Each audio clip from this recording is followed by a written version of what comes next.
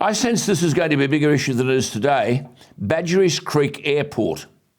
This thing was announced in 2014 by the then federal leader of the National Party, Warren Truss. He then said that the airport would be a 24/7 operation.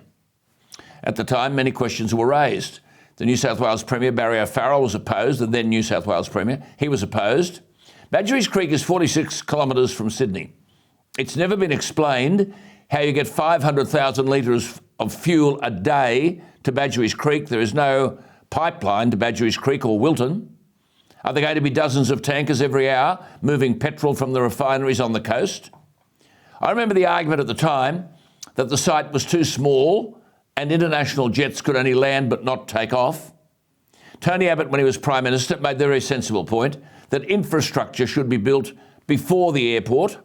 That hasn't happened. In the year 2000, Prime Minister Howard said Sydney didn't need a second airport. Simon Crean was the Labor opposition leader and declared in 2003 there was no way Labor would build an airport at Badgerys Creek. In 2012, the Federal Infrastructure Minister, the current Prime Minister, ruled out Badgerys Creek. A range of councils in Western Sydney were totally opposed. Jackie Kelly was then a heroine in the area. One of their federal members, she was opposed. Have Qantas and Virgin and regional airlines indicated their willingness to use Badgerys Creek? Would major airlines run the risk of flying to an airport, of scheduling flights, without any knowledge of whether passengers would follow? I remember Tony Abbott saying that building roads would have to happen before building airports. Well, that hasn't happened. Here we have the Perrottet government demanding the federal government stump up funding for a promised public transport connection to Sydney's new airport, amid concerns from many local mayors and business groups that many residents would be forced to drive if they wanted to catch a plane. Badgerys Creek is supposed to open in 2026, but there are no rapid bus links because of major delays in funding from state and federal governments. Premier Perrottet is saying the arrangement for the rapid bus links was that the federal government would provide 80% of the funding, the state 20% of the $1.6 billion project. The Federal Labor Infrastructure Minister, Catherine King, has said funding the rapid bus links is a matter for the New South Wales government. In other words, there are no viable public transport options. And if people were to land at Badgerys Creek, how do they get to Sydney?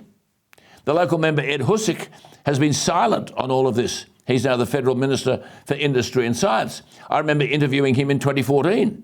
He was opposed to the Badgerys Creek Airport. He's silent now. Will the fuel be carried from the oil refineries at Kurnell to Badgerys Creek by tankers? Imagine, dozens of tankers every hour moving petrol from the refineries on the coast. All weather studies show that fog in winter is common.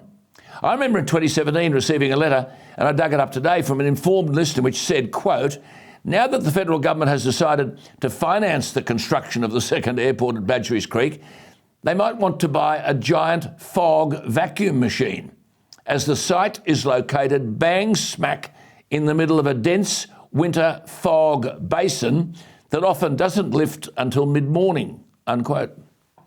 How many hours in the day is there little movement of aircraft coming and going from Kingsford Smith?